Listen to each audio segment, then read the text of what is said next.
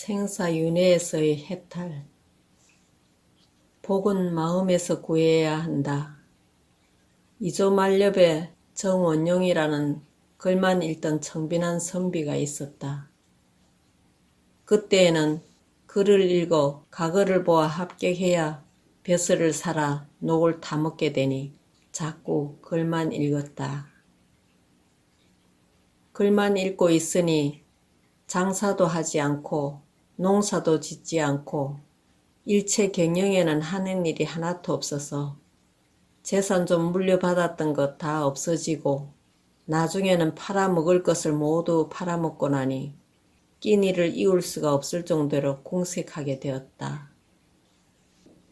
하루는 사랑방에 앉아 있자니 어찌나 배가 고프던지 부인이 있는 내실의 문을 열고 들어가니 자기 처가 무엇을 먹다가 무릎 밑에 황급히 감춘다.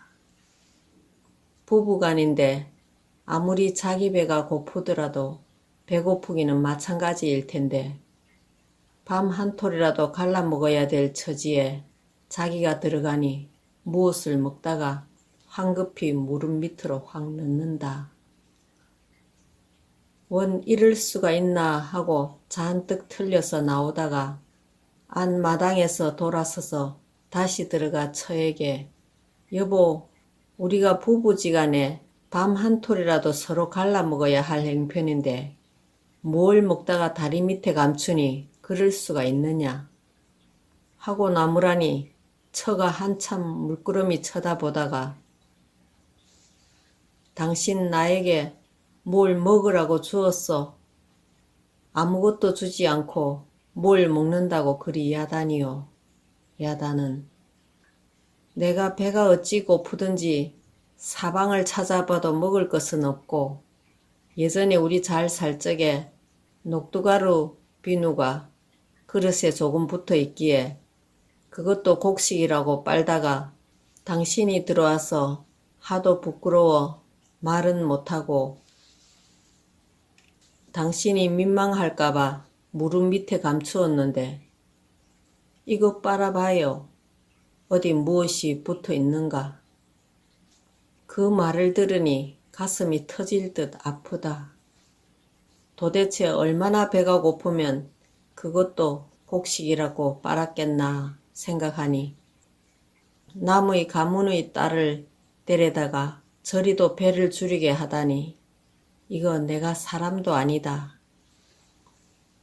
자기의 배고픈 생각은 어디로 달아나고 사랑방에 가만히 앉아 무엇을 해서 처를 굶기지 않게 하나 하는 생각뿐이었다. 연구에 연구를 거듭한다. 어찌해야 되겠나. 하지만 아무리 곰곰이 생각하고 생각해봐도 쓸데없는 일이었다. 가히백모가 가관이었다.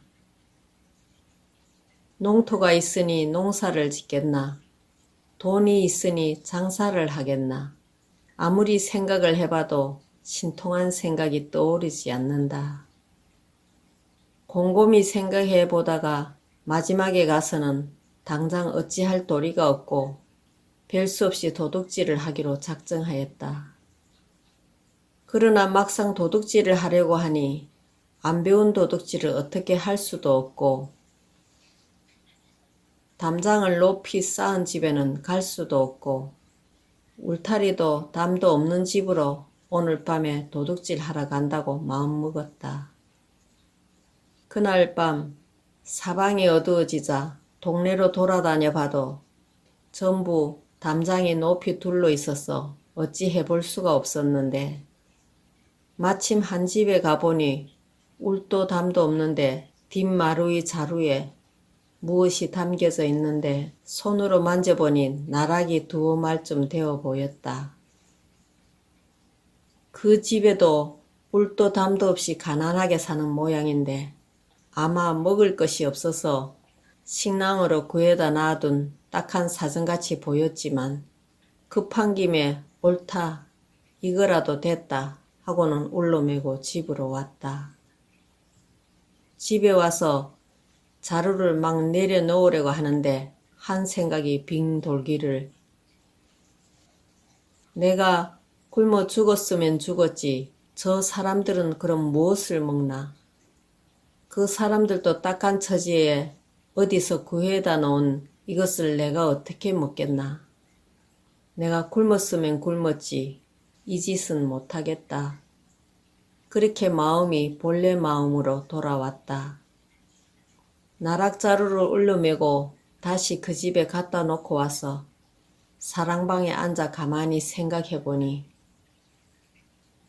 도둑질을 하려고 해도 생각이 그렇게 들고 이거 정말 어떻게 하나 하고 잠을 이루지 못하고 있는데 홀연히 꿈도 생시도 아닌 순간에 허공에서 공창하기를 정원용이 이제 복받아라 하는 소리가 완연히 들린다. 무슨 좋은 일이라도 생기려는가 하고 있는데 이튿날 동네 사람들이 의논하기를 정원영이 내 애를 이제 저대로 그냥 놔두면 굶어 죽겠다. 우리 동네에서 힘을 모아 도와주자 하고는 양식을 갖다 주고 옷도 갖다 주어서 그날부터 굶는 것을 면했다. 얼마 후 과거를 봐서 진사에 급제하여 차차 배슬이 높아져서 영의정까지 올라갔다. 그 지위가 높고 좋은 자리라서 바람을 잘 타기 때문에 1년 아니면 기껏 해봐야 2년 하면 갈려 나오는 자리인데 정원용은 10년 동안이나 독상을 하였다. 생각 한번 잘 먹는데 천지가 감동하여 복을 탄 것이다. 한 생각이 일어나면 시방세계는 모든 부처님이 다 알고 천신과 지기가 다 안다. 정원용의 일화가 또 하나 있다. 임금이 간혹 간신들의 아첨하는 말만 듣고는 사실을 직접 보지도 않고 확인도 하지 않고 정사를 거르치는 수가 있는데 신하로서 전하께서는 직접 보지 않으신 것은 믿지 마십시오 하고 간할 수도 없고 해서 한 꾀를 내었다. 하루는 자기 처에게 말한다. 내가 대변을 보았는데 항문에서 파랑새 한 마리가 허공으로 휙 날아가더라. 그러니 자네만 알고 있지. 절대로 다른 사람들에게 말하면 안 되네. 알았지? 여보, 내가 누구한테 그런 말을 할 까닭이 있겠소? 대답은 그렇게 했지만 이상 야릇한 말을 들어놓았으니 참을 수가 있나. 당장 자기 옷 만드는 참모에게 영감 항문에서 파랑새가 후루루 날아갔는데 너만 알고 있지 절대로 누구한테도 말하지 말아라 하고 다짐을 받아 놓았지만 웬걸 참모는 더 참기 힘든 정말 신기한 수다거리여서 얼마 있다가 식모에게 이 희한한 이야기를 말하고 식모는 자기 친한 이들에게 말해서 삽시간에 그 소문이 장안 안에 확 퍼졌다.